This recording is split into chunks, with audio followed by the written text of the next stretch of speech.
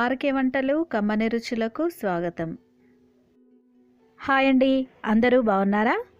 ఈరోజు మన వంటింట్లో చేసుకోబోయే రెసిపీ పుదీనా పచ్చడి.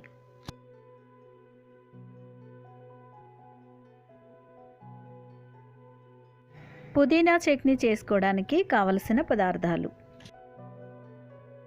పుదీనా పచ్చడి చేసుకోవడానికి టమాటా, పచ్చిమిర్చి, పుదీనా కడిగి పక్కన పెట్టుకోవాలి. కడాయిలో 1 టేబుల్ స్పూన్ నూనె వేసి వేడయ్యాక పచ్చిమిర్చి చిన్న ముక్కలుగా తుంచి నూనెలో వేసి వేయించాలి.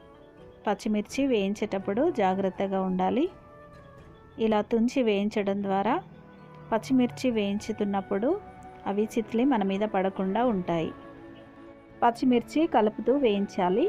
ఇలా వేయించిన పచ్చిమిర్చిని ఒక ప్లేట్లోకి తీసి పక్కన పెట్టుకోవాలి. ఇదే కడాయిలో శుభ్రం చేసి కడిగి పక్కన పెట్టిన పుదీనాని వేయాలి. పుదీనా వేసి 1 నిమిషము కాగానే మగ్గిపోతుంది.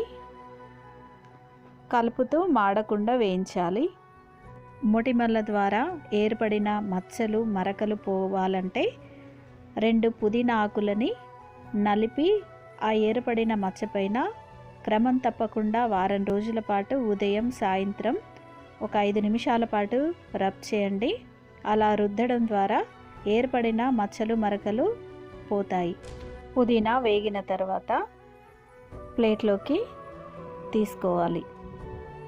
కడాయిలో మరికొద్దిగా నూనె వేసుకొని టమాటా ముక్కలు సన్నగా తరిగి నూనెలో వేసి అడుగంటకుండా కలుపుతూ ఉడికించాలి.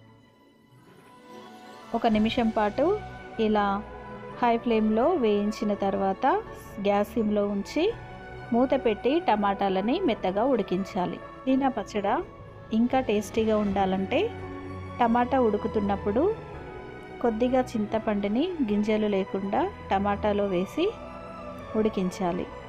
ఈ టమాటా చెమ్మకి చింతపండు కూడా మెత్తగా ఉడికిపోతుంది. ఇలా చింతపండు వేయడం ద్వారా ఈ పచ్చడి చాలా టేస్టీగా ఉంటుంది.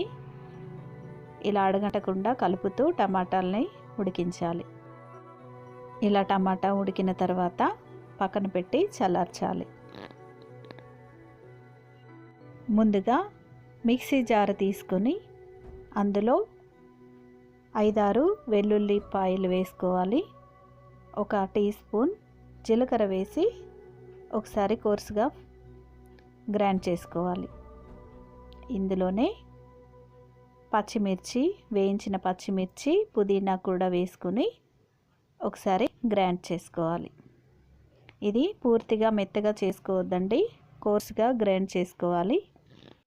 ఒకసారి స్పూన్తో అంతా కలుపుకోవాలి. తగినంత ఉప్పు వేసుకోవాలి. ఉడికించిన టమాటా మిశ్రమాన్ని కూడా వేసుకొని కోర్సుగా గ్రైండ్ చేసుకోవాలి. ఈ పచ్చడిని కోర్సుగా గ్రైండ్ చేసుకోవాలి. మెత్తగా మిక్సీ పడితే అంత టేస్టీగా ఉండదండి. పచ్చిమిర్చి ప్లేస్లో ఎండుమిర్చి వాడి కూడా పుదీనా చట్నీని తయారు చేసుకున్న చాలా టేస్టీగా ఉంటుంది. చాలా టేస్టీగా ఉండే పుదీనా చట్నీ రెడీ అయిపోయింది. మీ దగ్గర రోకలి ఉంటే రోట్లో ఈ పచ్చడి నూరితే చాలా టేస్టీగా ఉంటుందండి. మీ దగ్గర ఉంటే తప్పకుండా రోట్లోనే ఈ పచ్చడి చేసుకోండి. ఈ చట్నీని దోశలోకి, ఇడ్లీలోకి, చపాతీలోకి, వేడివేడి అన్నంలో తింటే చాలా టేస్టీగా ఉంటుందండి.